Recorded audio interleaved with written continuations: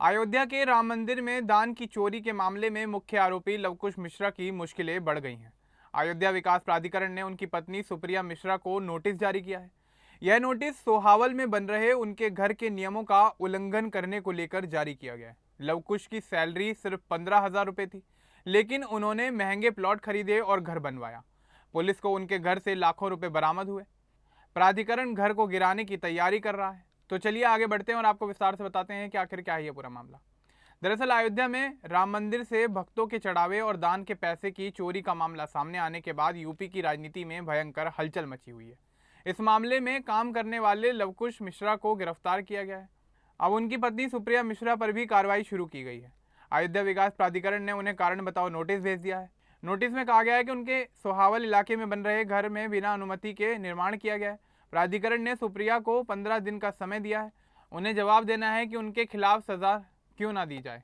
अगर जवाब ठीक नहीं आया तो प्राधिकरण उस निर्माणाधीन मकान को गिरा सकता है। अधिकारी कह रहे हैं कि नियमों का पालन नहीं हुआ है। लवकुश मिश्रा राम मंदिर ट्रस्ट में आउटसोर्स कर्मचारी थे। उनका काम नगद दान की रकम गिनने का था।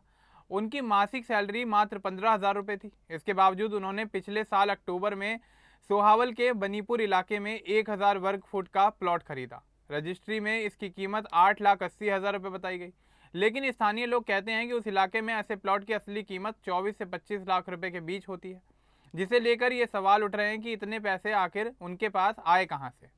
पुलिस की जांच में पता चला कि लवकुश पर चोरी के पैसे से संपत्ति बनाने का शक है। फरवरी महीने में भूमि पूजन किया गया था।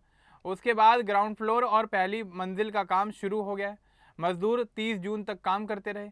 लवकुश मिश्रा के पड़ोसी राजकुमार पांडे ने बताया कि वे लवकुश मिश्रा से फरवरी में पूजा के समय मिले थे। बाद में मीडिया से विवाद की खबर पता चली।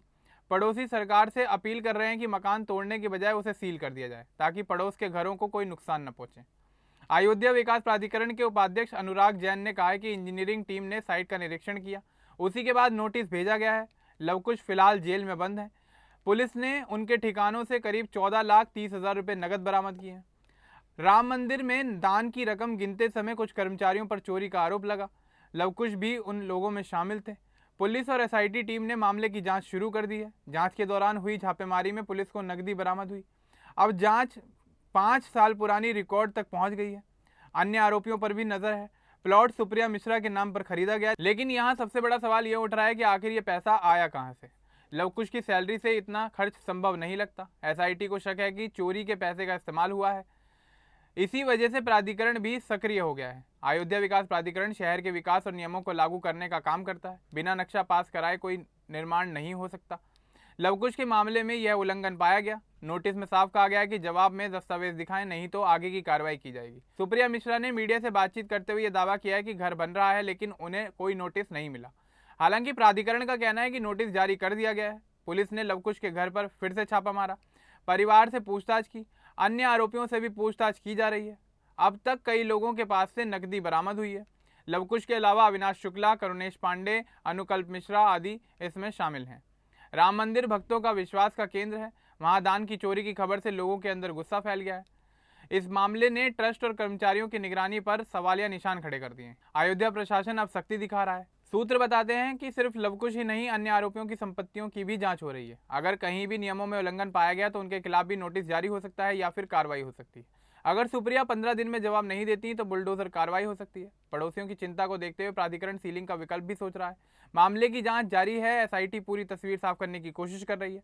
राम मंदिर के बाद अयोध्या तेजी से बदल रहा है। नई इमारतें बन रही हैं, लेकिन नियमों का पालन जरूरी है। इस मामले ने प्राधिकरण को सक्रिय होने का मौका दिया है। स्थानीय लोग कहते हैं कि दोषियों पर सख्ती होनी चाहिए। राम मंदिर का पैसा गरीबों और भक्तों का विश्वास है। इसे चुराने वालों को कोई छूट नहीं मिलनी चाहिए। एसआईटी ने 5 साल के रिकॉर्ड खंगालने शुरू कर दिए। हो सकता है कि और भी मामले सामने आ जाएं। पुलिस हर पहलू पर काम कर रही है। यह मामला सिर्फ एक व्यक्ति की चोरी का नहीं, बल्कि व्यवस्था की कमजोरी भी दिखाता है। अयोध्या विकास प्राधिकरण की कार्रवाई से साफ है कि नियम सबके लिए बराबर हैं।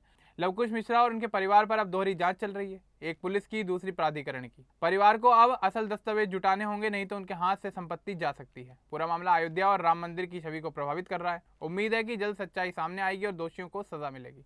अब इस पूरे मामले को लेकर आपका क्या कुछ कहना है, हमें कमेंट बॉक्स में जरूर बताएं। बाकी इस तरह की और अपडेट्स के लिए हमारे चैनल को सब्सक्राइब करना ना भूलें। धन्यवाद।